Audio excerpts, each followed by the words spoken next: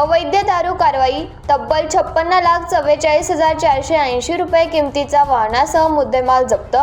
मसावद हद्दीत अवैध दारूचा साठा व वाहतूक करणाऱ्यांवर स्थानिक गुन्हे शाखेची कारवाई। स्थानिक गुन्हे शाखेचे पोलीस निरीक्षक हेमंत पाटील यांच्या पथकाच्या मार्गदर्शनाखाली कारवाई।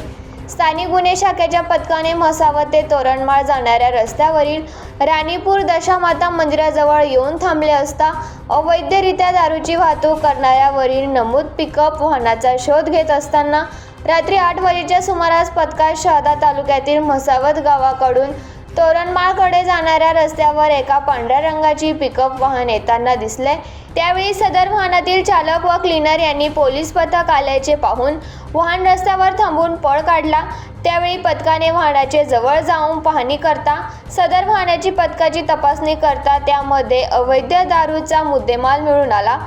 त्या अन्वये एकूण 26,80,000 रुपये किमतीची अवैध दारू वाहनासह जप्त करण्यात आली।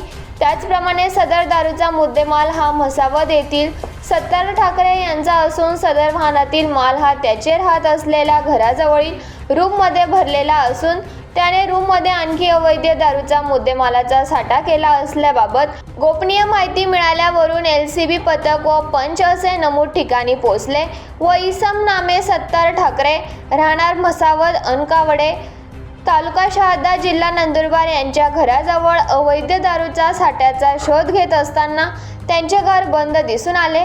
त्यावेळी पथकाने घराची तपासणी करता त्या ठिकाणी अवैध दारूचा एकूण 29,64,480 रुपये किमतीचा साठा मिळून आला आहे। तसेच एका व्यक्तीचे आधार कार्ड देखील मिळून आले।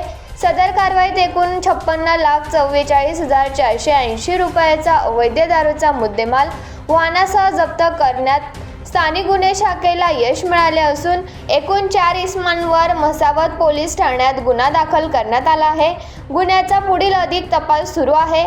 सदरची कामगिरी स्थानिक गुन्हे शाखेचे पोलीस निरीक्षक हेमंत पाटील, पोलीस उपनिरीक्षक मुकेश पवार, विकास गुंजाळ, हेड कॉन्स्टेबल जितेंद्र पाडवी, दादाभाऊ वाघ, सजन वाघ, ज्ञानेश्वर पाटील, मोहन ढमढेरे, सुनील एल्वे, सचिन वसावे, पुरुषोत्तम सोनार, यशोदीप ओगले, राजेंद्र काटके यांनी केली आहे।